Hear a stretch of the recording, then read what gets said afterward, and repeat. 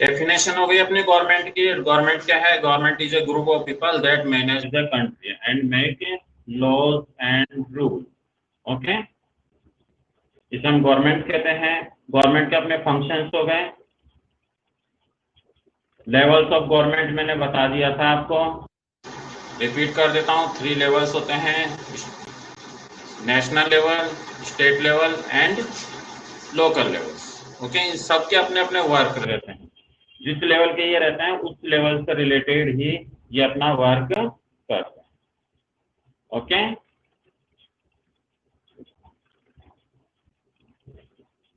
Next है functions of the government. तो ये भी हमने कर लिया कि जो फंक्शंस है गवर्नमेंट, इसके 3 ऑर्गन्स है, वो अपना अपना वर्क करते हैं। 3 ऑर्गन्स मीन्स इसके 3 अंग है। कौन कौन से हैं? लेजिस्लेचर, जो कि लॉ मेकिंग से रिलेटेड वर्क करता है। नेक्स्ट होता है एग्जीक्यूटिव, यानी कि कार्यपालिका, जो लॉज बनाती है। लेजिस्लेचर, उसे वो क्या करते हैं? उसे इम्प्लीमेंट्स करते हैं, यानी कि उनको लागू करते हैं। और जुडिशरी है, वो क्या करते हैं? See to it that these laws are carried out along with resolving disputes. उससे रिलेटेड जो भी डिस्प्यूट्स हैं उनको वो रिजॉल्व करते हैं। Good afternoon Charu.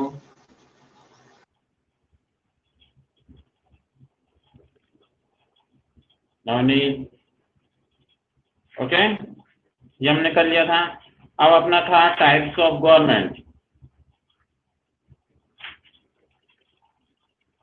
Monarchy system था जिसमें किंग एंड क्वीन होते हैं।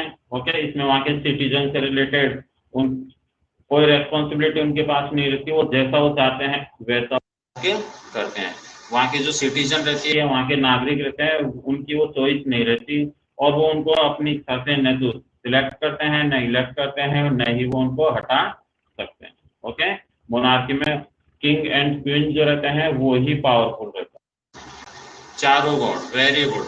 आप कभी कभी तो क्लास ज्वाइन करते हो और फिर कहते हो कि सर चैप्टर नंबर बताइए।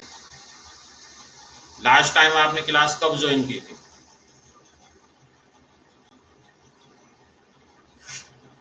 चारों, लास्ट टाइम आपने क्लास कब ज्वाइन की थी?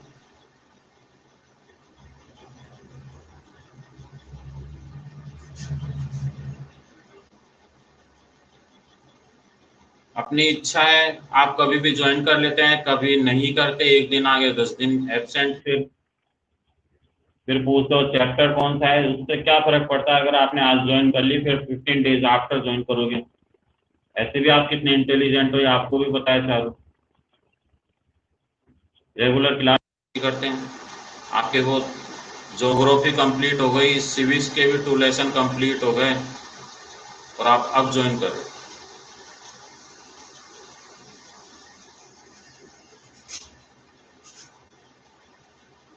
चैप्टर नंबर यहाँ लिखा हुआ है लेसन 3, फिर भी पूछने की जरूरत है आपको? यहाँ लिखी हुई है लेसन 3, और गवर्नमेंट का है, मिस हिस्ट्री में तो मिलेगी नहीं गवर्नमेंट। यस, देखिए बच्चों, तो ये हो गया इसके। ओके, 3 लॉस हो गए, 3 उसके ऑर्गन्स हो गए। टाइप्स ऑफ गवर्नमेंट में मोनार्की सिस्टम बता दिया। डिक्टेटरशिप भी मोनार्की जैसा रहता है, बस मोनार्की में किंग एंड क्वीन होते हैं, और इसमें लीडर्स रहते हैं जो कि एक ग्रुप में हो सकते हैं या फिर इंडिविजुअल्स भी हो सकते हैं। इनके पास मेन पावर रहती है, चाहे वो आर्मी से रिलेटेड हो या कैसे भी हो। ओके, नेक्स्ट था, वेरी इंपॉर्टेंट पार्ट था इसमें चैप्टर का, डेमोक्रेसी। तो वर्ल्ड के लगभग मोस्टली कंट्रीज में डेमोक्रेसी है। इसमें जो रिप्रेजेंटेटिव होते हैं, जो गवर्नमेंट रहती है, गवर्नमेंट को चलाने वाले रहते हैं, वो भी सिटीजन रहते हैं, उन्हीं में से वो इलेक्ट होके आते हैं। वहाँ के जो सिटीजन्स है वो उनको इलेक्ट करते हैं बाय वोटिंग, और उनका जो टाइम पीरियड रहता है 5 ईयर्स का रहता है, उतने टाइम तक वो अपना कार्य करते हैं। नेक्स्ट टाइम इलेक्शन होते हैं, अगर जनता वापस उनको इलेक्ट करती है, वापस वो गवर्नमेंट बनाते हैं। अगर वहाँ के सिटीजन किसी अदर को इलेक्ट करती है तो वो लोग फिर क्या करते हैं, वो गवर्नमेंट बनाते हैं। इसमें जो लास्ट जो पावर रहती है वो वहाँ की जनता के हाथों में होती है। ओके, इसमें जो सुप्रीम पावर है वो कहाँ पर है? कॉमन पीपल के हाथों में है। Who cast votes to elect representative, जो कि वोटिंग करती है, अपने रिप्रेजेंटेटिव्स को इलेक्ट करती हैं और वो जनता के अकॉर्डिंग ही शासन चलाते हैं। ओके,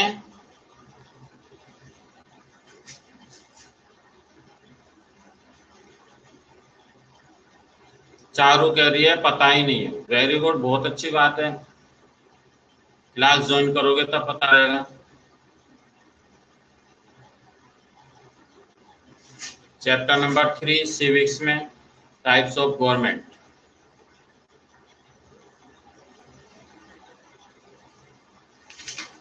क्लियर है बच्चों ये?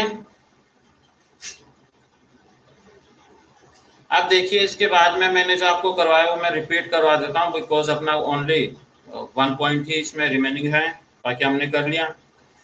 नेक्स्ट था आपने अब्राहम लिंकन, इनकी जो डेफिनेशन थी उसके आपने अंडरलाइन कर ली होगी। इन्होंने कहा कि what do you mean by democracy या डिफाइन डेमोक्रेसी, कुछ ही पूछ सकते हैं। हिंदी में इसे लोकतंत्र बोलते हैं। ओके, हिंदी में इसे लोकतंत्र बोलते हैं। इसके अंडरलाइन करना, the government of people by the people for the people is called democracy. ऐसी गवर्नमेंट जो कि जनता के लिए है, जनता द्वारा इलेक्ट की गई है और जनता के लिए ही वर्क करती है, उससे उस शासन व्यवस्था को या उसको हम डेमोक्रेसी कहते हैं। क्लियर है?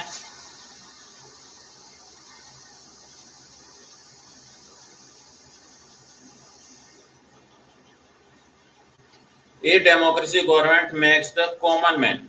जो डेमोक्रेसी गवर्नमेंट है इसको कॉमन मैन बनाते हैं, यहाँ की वहाँ के आम जो जनता रहती है वो ही बनाती है। किस तरह से बनाती है? वो उनको इलेक्ट करती है। जिस पार्टी को मेजोरिटी मिलती है, मेजोरिटी में जिसको सबसे ज्यादा वोट मिलते हैं, उस पार्टी का जो लीडर होता है वो प्राइम मिनिस्टर बन जाता है। ओके, और मिनिस्टर्स भी रहते हैं काफी, और वो ही देश का शासन चलाते हैं। फॉर एग्जाम्पल जैसे हम देखा कि इंडिया के अंदर ये डेमोक्रेसी है। ओके, मोस्टली कंट्रीज में। Because if the representatives don't work them they choose someone else in the next election. अगर उन्होंने जिन रिप्रेजेंटेटिव्स को इलेक्ट किया है, नेक्स्ट अगर वो प्रॉपर वर्क नहीं करते हैं, जैसा उन्होंने बताया था या जैसा करना चाहिए उस तरह से वो अपना वर्क नहीं करते, तो नेक्स्ट टाइम जब इलेक्शन होते हैं तो जनता उनको इलेक्ट नहीं करती, वो किसी अदर पर्सन को या अदर पार्टी के लीडर को इलेक्ट करती है, उसको वोट देती है। तो नेक्स्ट टाइम अब अदर पार्टी के जो हैं अगर वो जीत गए, मेजोरिटी उनको ज्यादा मिली है, तो उसकी गवर्नमेंट बन जाती है। कहने का मतलब यह है कि इसमें जो सुप्रीम पावर है वो किसके पास में है? कॉमन पीपल के हाथ में। Okay,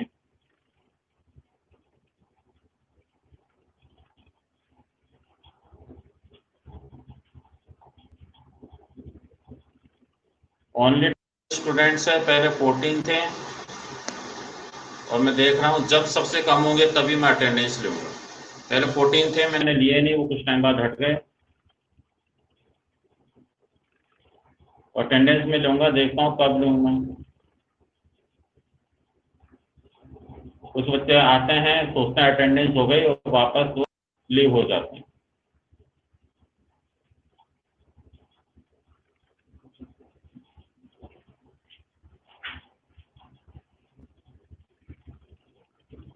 yes, democracy is also 2 types. इसके अलावा डेमोक्रेसी भी 2 टाइप्स की रहती है।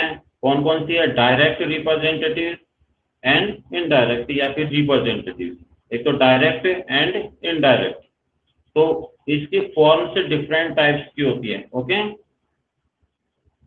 अब देखिए types of democracy. Democracy is also 2 types, direct and representative. Direct जो डेमोक्रेसी है वो कौन सी कंट्री में? वर्ल्ड के अंदर ओनली 1 कंट्री ऐसी है जहां पर डायरेक्ट डेमोक्रेसी है। उसका नाम बताइए, बिकॉज मैंने आपको पहले बता रखा है।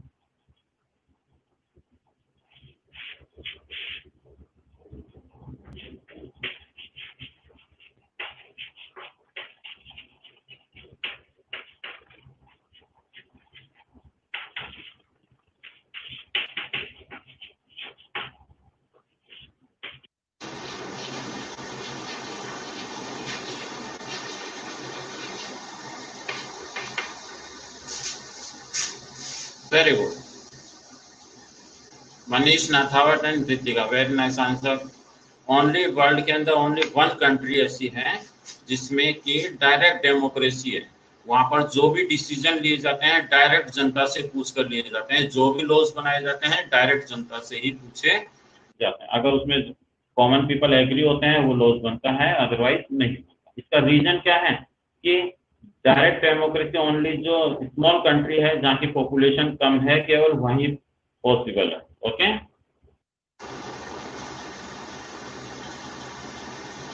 तो इसीलिए केवल स्विट्जरलैंड में पॉसिबल है, बाकी और भी है स्मॉल कंट्रीज तो और भी है, लेकिन वहां पर डेमोक्रेसी डायरेक्ट डेमोक्रेसी को वहां पर एक्सेप्ट नहीं किया गया। ओनली स्विट्जरलैंड में है, वहां पर डिफरेंट पार्ट्स में उसको डिवाइड किया है जिन्हें कैनन कहते हैं। ओके, अपनी बुक में नहीं है बट में कैंटोन्स कहते हैं वहां पर उसको। ओके, तो डिवाइड कर दिया गया है, तो इजी वे में वहां पर इस तरह के जो है सिस्टम है वो फॉलो हो सकता है। इंडिया में ऐसा पॉसिबल नहीं, तो इंडिया में ऐसा पॉसिबल नहीं है, इसलिए वर्ल्ड की जो अदर कंट्रीज है वहां लगभग मोस्टली में रिप्रेजेंटेटिव डेमोक्रेसी है। ओके, रिप्रेजेंटेटिव डेमोक्रेसी में क्या होता है? यस, मनीष नाथा 85 लाख, वेरी गुड। मनीष नाथावत ने कहा कि 85 लाख ओनली पीपल रहते हैं वहां पर, इसलिए वहां पर ही पॉसिबल है। ओके, अब देखिए रिप्रेजेंटेटिव डेमोक्रेसी में क्या होगा। आपने देखा कि एक कंट्री है, ओके, तो वहां के लोग क्या करते हैं, जो लीडर्स को इलेक्ट करते हैं। अभी आपने देखा होगा अपने यहाँ पर भी इलेक्शन होता है तो डिफरेंट पार्टीज के लोग खड़े होते हैं और जनता उनको वोटिंग करती है, जनता उनको वोट डालती है। तो लोकसभा के चुनाव है या फिर अपने विधानसभा के चुनाव है, ओके, इलेक्शन है, तो जनता उनको वोट डालती है।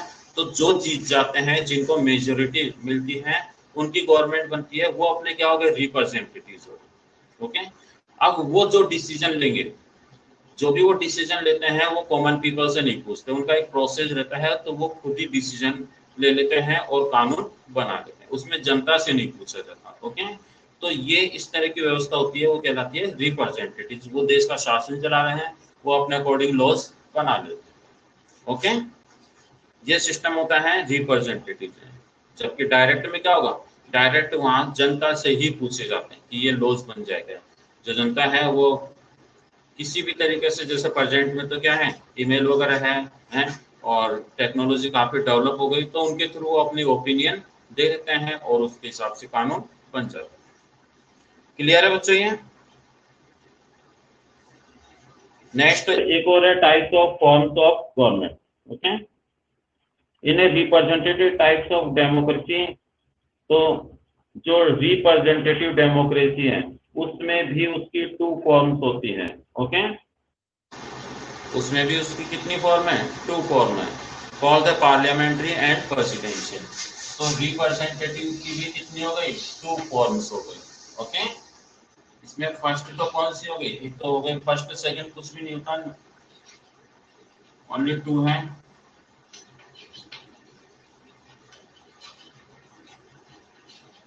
पार्लियामेंट्री, ओके,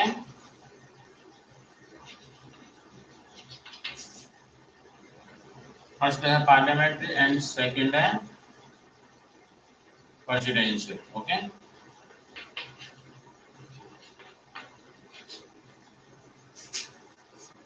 सेकंड इसमें कौन सी है, प्रेसिडेंशियल।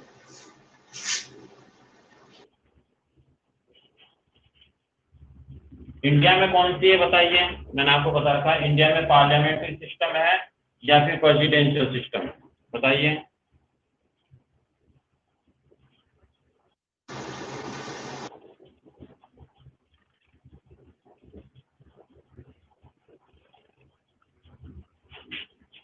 इंडिया में कौन सा सिस्टम है, इंडिया में डेमोक्रेसी गवर्नमेंट की कौन सी फॉर्म है? Very good, parliamentary. Okay, Hindi में इसे क्या बोलेंगे, हिंदी में इसे बोलेंगे संसदात्मक।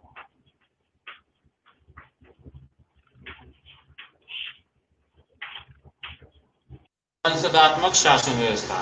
और प्रेसिडेंशियल को क्या बोलेंगे, अध्यक्षात्मक।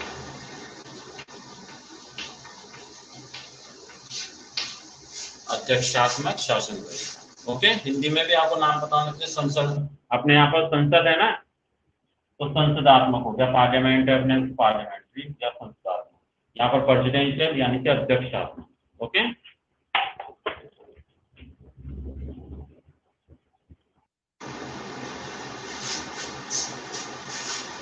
क्लियर है? चारू आपके समझ में नहीं आ रहा होगा? चारू समझ में आ रहा है आपको? रिप्लाई कीजिए चारू, आर यू अंडरस्टैंड? समझ में आया आपको?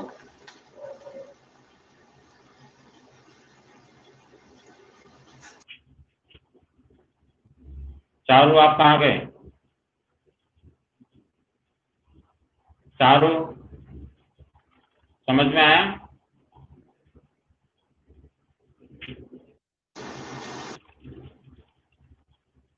संजय पवार को आ गया, नवनीत, वंश, ऋतिका, भव्य, सबको समझ में आ गया। और चारू आई थी, वो कहाँ गई?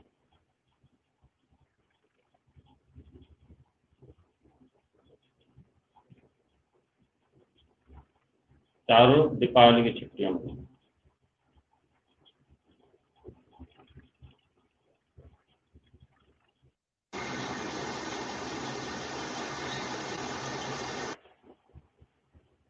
आ गए चारू समझ में? और आप ये अपने नेम के आगे जो ये कुछ कुछ सिंबल्स लगा रखे हैं, इनको हटाओ, ओनली नेम लिखोगे आप, चारू गौर, और क्लास एंड सेक्शन। मैंने आपको पहले कई बार कहा, आप केवल नेम, क्लास एंड सेक्शन लिखोगे, बिकॉज आपकी अटेंडेंस होती है। और कोई भी ये सिंबल्स यूज नहीं करेगा। देखो, एक भी बच्चे के नहीं है, केवल कुणाल के हैं। कुणाल ने फिर इसमें कुछ हार्ट लगा लिए। मैंने मना किया था, इनकी एब्सेंट लगेगी। कुणाल, अपना नाम प्रॉपर लिखो।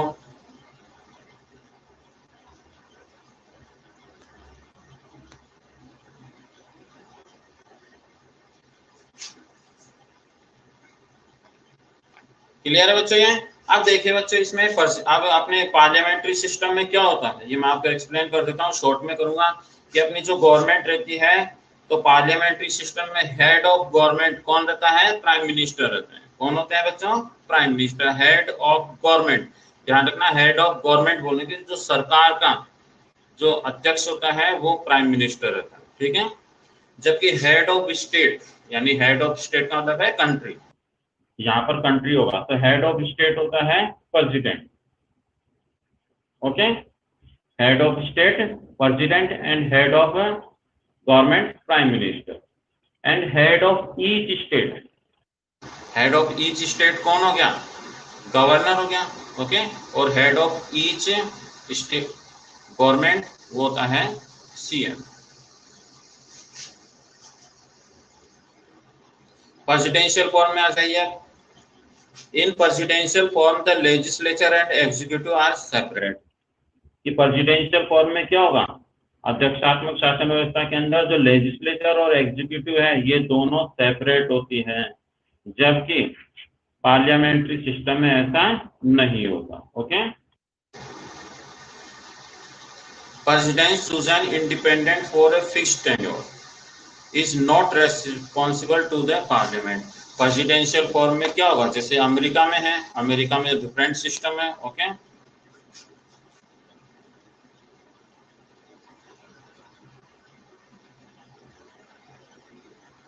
Very good. तो इसमें the president chosen independently for a fixed tenure, fixed tenure के लिए होता है, is not responsible to the parliament, parliament के लिए वो कोई रेस्पॉन्सिबल नहीं है प्रेसिडेंशियल फॉर्म के अंदर। The president is the real head of the state. Presidential form में बिल्कुल ऑपोजिट हो जाता है, जैसे कि अपने पार्लियामेंट्री सिस्टम में है, इसके बिल्कुल ऑपोजिट में है। ओके, अपने यहाँ पर क्या है, अपने इंडिया में जो प्रेसिडेंट है ओनली नॉमिनल हेड होता है। ओके, लेकिन पार्लियामेंट्री प्रेसिडेंशियल फॉर्म में क्या होगा?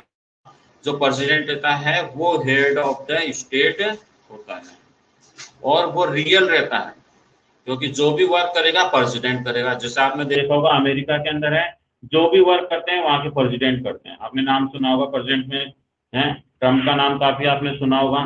तो वहां जो भी वर्क कर रहे हैं वही कर रहे हैं।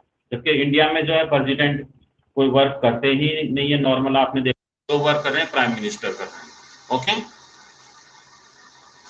तो अमेरिका जैसी कंट्रीज में जहां प्रेसिडेंशियल फॉर्म है वहां पर रियल हेड होता है प्रेसिडेंट स्टेट का, एंजॉय मोर पावर, उसके पास में पावर भी ज्यादा रहती है।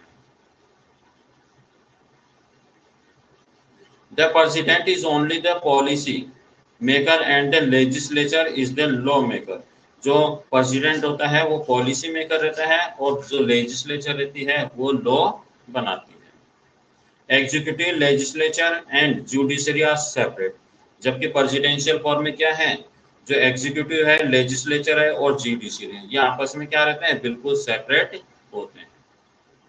प्रेसिडेंट इज ऑल पावरफुल, और वहां पर प्रेसिडेंट को पूरी पावर रहती है। अमेरिका के अंदर आपने देखा होगा वहां पर प्रेसिडेंट को पूरी पावर, अपने यहाँ पर प्रेसिडेंट को पावर है लेकिन वो इमरजेंसी में, नॉर्मल में नहीं है। He is not responsible to the legislature and the electorate. He appoints on team member or cabinet who are not members of the legislature or parliament. और वो क्या कर सकता है, अपॉइंट कर सकता है कि जो लेजिस्लेचर और पार्लियामेंट के मेंबर नहीं है वो उनको भी क्या कर सकता है, अपॉइंट कर सकता है, अपने कैबिनेट में रख सकता है। जबकि अपने इंडिया में ऐसा सिस्टम नहीं है। President is elected for a fixed term and can only be removed through a difficult procedure called impeachment. तो वहां पर जो प्रेसिडेंट है वो फिक्स टेन्योर के लिए रहता है, फिक्स टाइम के लिए रहता है, नॉर्मल 5 ईयर्स जो भी है, ओके, या तो उसके अकॉर्डिंग रहता है। डिफरेंट कंट्रीज है वहां पर सबका सिस्टम अलग रहता है, लेकिन वो फिक्स फॉर्म, फिक्स टेन्योर के लिए होता है। केवल विशेष परिस्थितियों में, अगर उसने कोई अपराध किया या उसने कॉन्स्टिट्यूशन के वर्क अकॉर्डिंग वर्क नहीं किया है, ओके, कुछ उसने ऐसा अपराध कर लिया कि वो प्रेसिडेंट उसे, प्रेसिडेंट की जो है पोस्ट वहां पर उसे नहीं रख सकते, तो उसका एक प्रोसीजर है उसे हटाने का, जिसे हम बोलते हैं इम्पीचमेंट। ओके, उस प्रोसीजर को कहते हैं इम्पीचमेंट। तो उस इम्पीचमेंट के अकॉर्डिंग ही उसको हटा सकते हैं, नॉर्मल वे में प्रेसिडेंट को नहीं हटा सकते। ओके, और इम्पीचमेंट को हिंदी में बोलते हैं महाअभियोग। तो वो एक प्रोसेस रहता है, उसके थ्रू ही उसे हम, या वो जिस कंट्री में वो है उसे हटा सकते हैं। ओके, क्लियर है? तो आपको इसको अच्छी तरह याद रखना है कि इम्पीचमेंट इंडिया में भी, अगर ये जो सुप्रीम कोर्ट के जज है या फिर अपने जो प्रेसिडेंट है उनको इसी प्रोसेस से हटा सकते हैं, इम्पीचमेंट।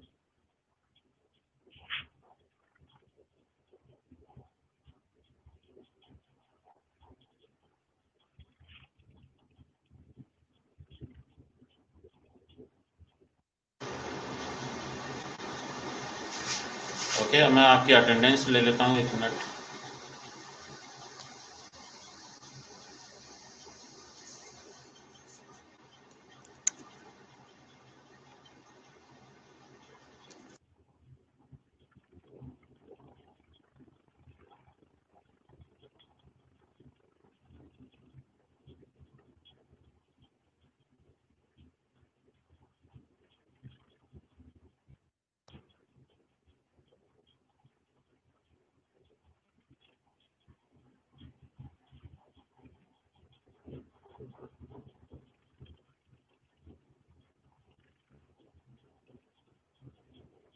बच्चों अभी कोई चैट मत करो, मैं अटेंडेंस ले रहा हूँ, फिर आपकी सीक्वेंस चेंज हो जाती है। अभी स्टॉप, कोई भी कुछ नहीं बोलेगा। नवनीत शर्मा चैट मत।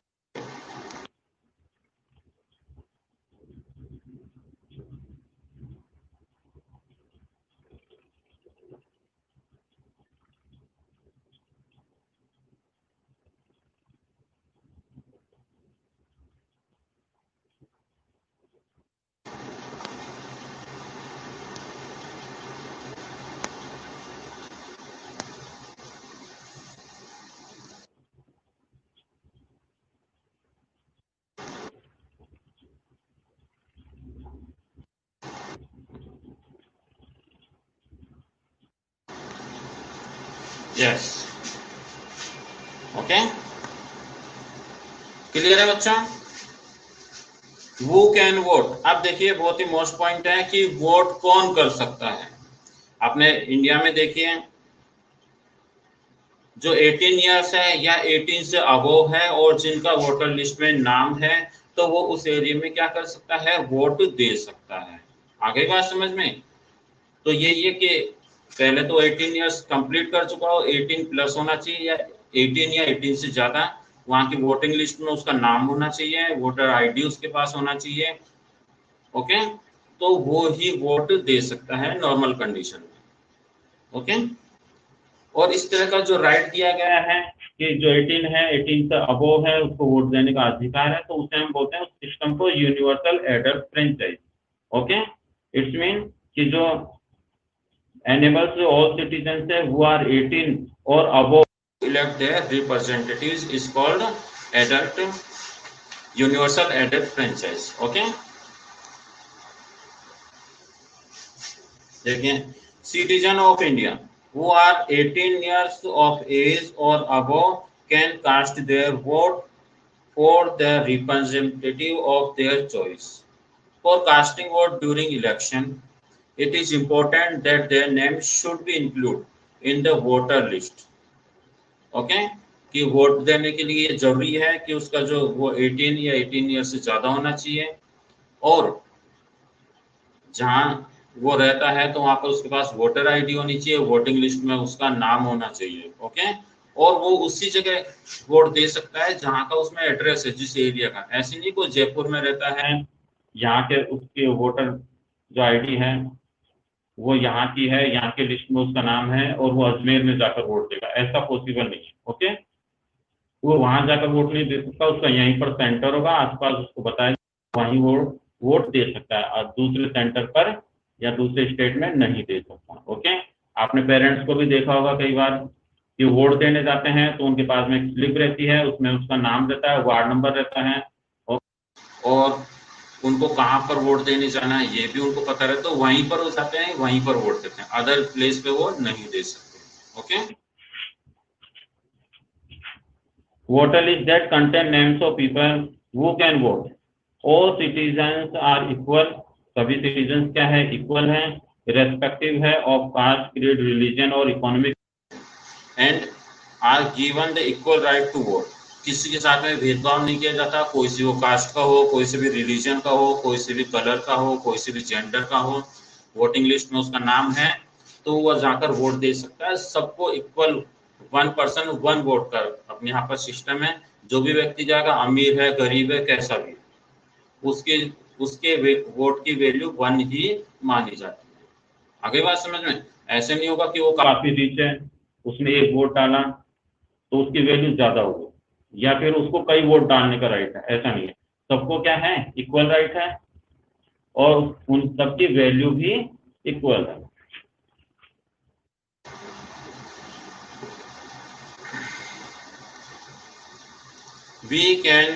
we call it a universal adult franchise। this is the best example of equality। और ये अपने इक्वलिटी का सबसे अच्छा एक एग्जाम्पल है कि जो भी व्यक्ति है, कोई सी भी कास्ट का, रिलीजन, कल्चर, लैंग्वेज है, कलर है, जेंडर है, कोई सा भी, कोई मतलब नहीं है, सबको वोट डालने का इक्वल राइट्स है। तो ये अपनी इक्वलिटी को ये शो करता है। In the earliest form of franchise, only educated or those who paid taxes were granted the right of vote। जबकि अर्लियर टाइम में और वर्ल्ड की काफी कंट्रीज स्टार्टिंग में ऐसी थी, वहां पर सभी लोगों को वोट डालने का राइट नहीं था, केवल उन्हीं को था जो कि एजुकेटेड हैं, पढ़े लिखे हैं, या फिर वो जो बहुत अमीर है और जो गवर्नमेंट को इनकम टैक्स पे करते हैं, ज्यादा पे करते हैं, केवल वो ही वोट डाल सकते थे। कुछ कंट्री जैसी थी, वहां पर जो वुमेन है उनको वोट नहीं डालने दिया जाता था, चाहे वो एजुकेटेड हो, कोई भी हो। ओके, तो कुछ लोगों तक ही वोटिंग का राइट था।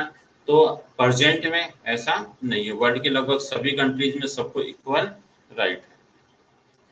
This implied that women and the uneducated did not enjoy this right. और जब पहले ऐसी व्यवस्था थी तो उसमें वुमेन को भी राइट नहीं था, अनएजुकेटेड लोगों को भी राइट नहीं था। In India to before independence, Bharat में भी जब भारत आजाद हुआ उससे पहले यही सिस्टम था, ब्रिटिशर्स ने ऐसा रूल बना रखा था। Limited minority to the fate of vast majority. तो उससे क्या होता था, केवल कुछ लोगों की ही मेजोरिटी रहती थी और वो ही वोटिंग करती थी, तो उनके अकॉर्डिंग ही गवर्नमेंट बनती थी। The right to vote was not granted to women for a very long time. काफी लंबे समय तक वर्ल्ड के मोस्टली कंट्रीज में, भारत में ऐसा नहीं था। भारत जब आजाद हुआ उसके बाद से ही वुमेन को भी इक्वल राइट्स दिए गए थे। ओके, तो उनको वोटिंग का राइट था। बल्कि जैसे अमेरिका है, फ्रांस, जर्मनी है, ओके, तो ऐसी कुछ कंट्रीज है वहां पर ऐसा सिस्टम नहीं था, वहां वुमेन को राइट नहीं दिया जाता था, वहां पर उनको राइट बाद में दिया गया। However, our constitution framers realized that importance of equality, political equality जिसे बोलते हैं, for smooth functioning of democracy and granted the right to vote to all adult citizen of the country। तो इंडिया में जिन्होंने कॉन्स्टिट्यूशन बनाया तो उनको ये पता था, उन्होंने रियलाइज किया कि अपने यहाँ पर एक्चुअल डेमोक्रेसी पॉलिटिकल राइट्स के अकॉर्डिंग तभी हो सकती है जब सभी लोगों को जो कि 18+ में है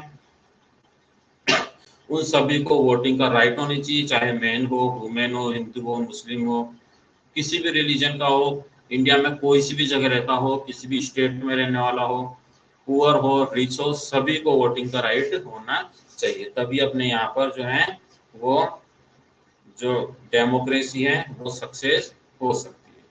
आगे बच्चों बात समझ में? तो इस तरह से अपना ये चैप्टर फिनिश हुआ।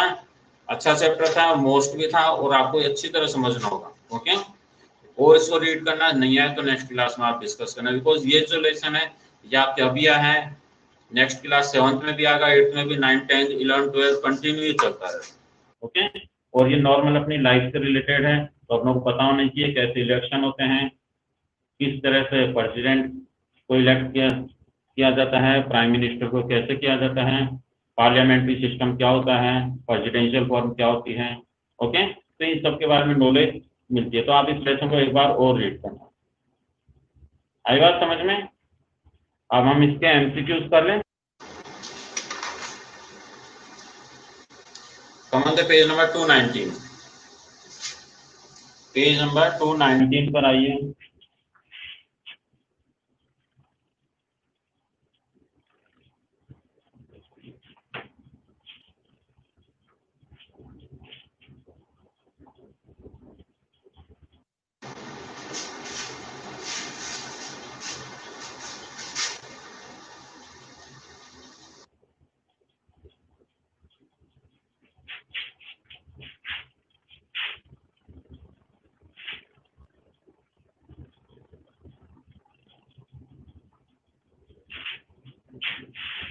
Which of these is the oldest form of the government?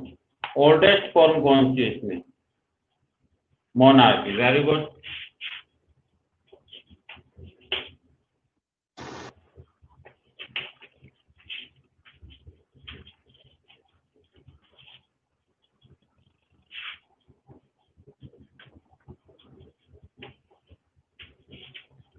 First में डी, मोनार्की सिस्टम सबसे पुराना।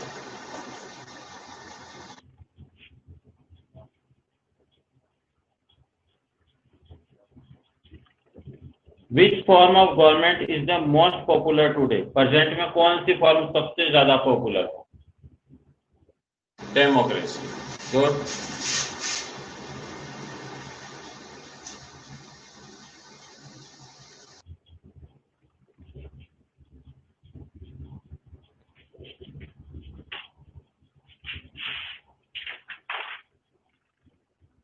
अब अपने जो चैप्टर के एमसीक्यूज है उसमें आइए, page number 221।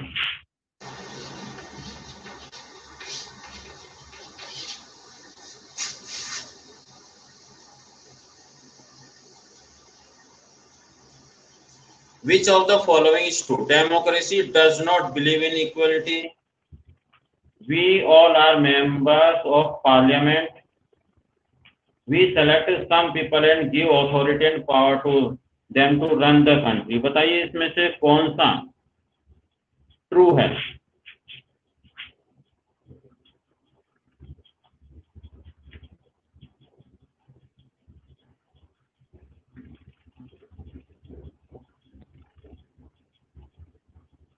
Very good, C true है इसमें, बिकॉज पहला और सेकंड तो पॉसिबल है ही नहीं कि डेमोक्रेसी इक्वलिटी में बिलीव नहीं करती थी, रॉन्ग हो गया। हम सभी पार्लियामेंट के मेंबर्स नहीं होते। पार्लियामेंट के मेंबर्स तो वो होते हैं जिन्होंने इलेक्ट किया। ओके, मीन्स जो थर्ड है कि हम अपने कुछ रिप्रेजेंटेटिव्स को इलेक्ट करते हैं, उनको अथॉरिटी देते हैं। ओके, तो C is right.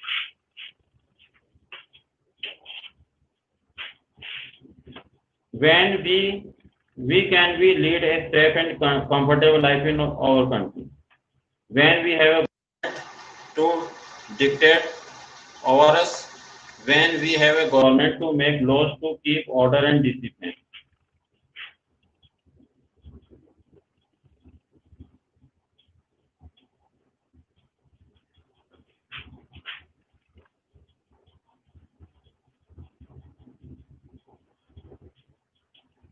Yes, D ही होना चाहिए इसमें। Okay, answer is D।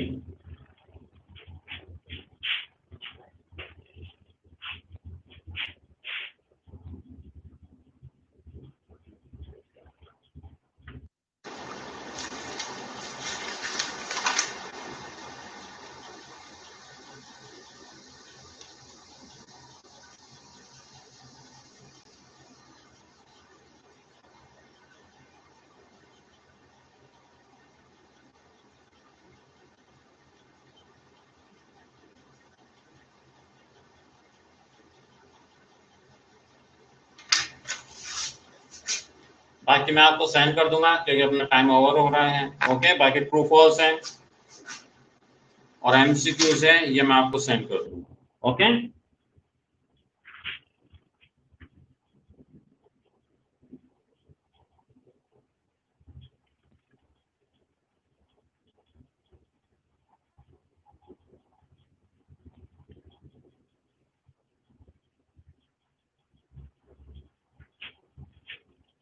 और बच्चों आपका टाइमिंग क्या है, कितने बजे तक है क्लास? अपना टाइम क्या है क्लास का?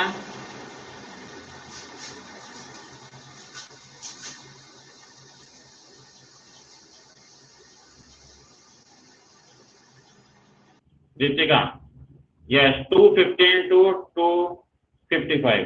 तो जो भी स्टूडेंट्स लेट आते हैं, जैसे आज चारों लेट आई है और भी एक दो स्टूडेंट्स लेट आए हैं, तो टाइम नोट कर लीजिए। संजय कुमार, आपको टाइम का पता नहीं है।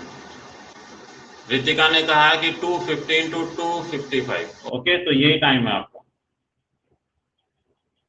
तो आप सेम इसी टाइम पर क्लास में आया कीजिए। जो बच्चे लेट आएंगे उनकी एब्सेंट लगेगी। ओके।